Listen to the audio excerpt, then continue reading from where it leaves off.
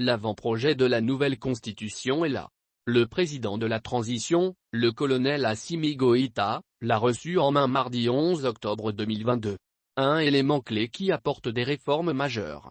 La constitution de février 1992 connaît moult péripéties qui ont été source d'instabilité majeure pour le pays, ces dernières années. C'est ainsi que le président de la transition a instruit l'élaboration d'un avant-projet de nouvelle constitution à travers lequel le vaste chantier de la refondation prend forme. Le document, riche de 13 titres et 195 articles, apporte aussi bien des avancées aux libertés individuelles, qu'au plan des institutions en général. Parmi les principales réformes engagées, celles liées aux droits et aux libertés individuelles sont consacrées. Le renforcement des institutions de la République est l'une des raisons qui ont motivé la rédaction d'une nouvelle constitution. Comme l'a dit l'ancien président américain, Barack Obama, l'Afrique n'a pas besoin d'hommes forts, mais d'institutions fortes. Cette pensée est essentiellement partagée par une frange importante de Maliens. L'avant-projet prévoit en son article 36, la diminution des institutions de la République de 8 à 7. La Haute Cour de justice et le Haut Conseil des collectivités territoriales pourraient disparaître. Une Cour des comptes verra le jour. Ainsi, les institutions seront les suivantes: le président de la République, le gouvernement, le Parlement, la Cour suprême, la Cour constitutionnelle, la Cour des comptes et le Conseil économique, social, culturel et environnemental. L'autre grande évolution concerne le président de la République. L'article 72 de l'avant-projet de constitution prévoit en effet la possibilité d'une destitution du président de la République avant même la fin de son mandat. Avancée périlleuse ou salutaire? En tout état de cause, l'avant-projet note que le président de la République peut être destitué par le Parlement pour haute trahison. En effet, la motion de destitution peut être proposée par les membres de l'une ou l'autre chambre du Parlement, qui aura 2 chambres. Elle n'est recevable que si elle est signée par au moins la moitié des membres. Le président de la République est responsable de faits qualifiés de haute trahison. Il peut être destitué par le Parlement pour haute trahison. Il y a haute trahison lorsque le président de la République viole son serment, pose des actes manifestement incompatibles avec l'exercice de ses fonctions, est auteur, co-auteur ou complice de violations graves et caractérisées des droits humains, d'atteinte aux biens publics, de corruption ou d'enrichissement illicite. Ils seront désormais 29 ministres tout au plus.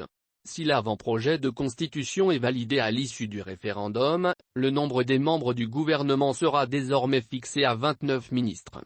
L'article 74 note que le gouvernement comprend le Premier ministre, chef du gouvernement et les ministres. Le nombre des membres du gouvernement, quelle que soit leur dénomination, ne peut dépasser 29, y compris les ministres délégués, secrétaires d'État et autres. Selon l'article 78 de l'avant-projet, tous les membres du gouvernement doivent remettre au président de la Cour des comptes la déclaration écrite de leurs biens dans un délai maximum de 30 jours après nomination. La déclaration fait l'objet d'une mise à jour annuelle et à la fin des fonctions. La déclaration et les mises à jour annuelles sont rendues publiques par la Cour des comptes. Autre aménagement majeur, le législatif. À la lecture de l'article 94, le Parlement comprend 2 chambres, l'Assemblée nationale et le Haut Conseil de la Nation, le bicaméralisme. Les membres de l'Assemblée nationale sont appelés députés, les membres du Haut Conseil de la Nation sont appelés conseillers de la Nation. L'immunité parlementaire n'est plus une couverture intelligente. Les députés et les conseillers de la Nation ne bénéficieront de l'immunité parlementaire que dans le cadre simple et typique de l'exercice de leurs fonctions, selon l'article 103. En termes clairs, ils le font valoir simplement pour leurs opinions ou le vote. Fin de la transhumance politique. L'avant-projet de constitution en son article 106, tient à mettre fin à la transhumance politique en proposant que tout député ou tout conseiller de la nation qui démissionne de son parti ou de l'organisation qu'il représente, est déchu de son mandat. Il est remplacé dans les conditions déterminées par la loi organique. Il ressort de l'article 113 que le président de l'Assemblée nationale et le président du Haut Conseil de la Nation peuvent faire l'objet d'une procédure de destitution pour manquement au devoir de leur charge. Fréquemment sujette à critique, la Cour constitutionnelle est concernée par les réformes. Si le nombre des membres siégeant au sein de l'institution majeure n'a pas changé, 9 au total, une grande mutation a été apportée dans le mode de désignation de ses membres.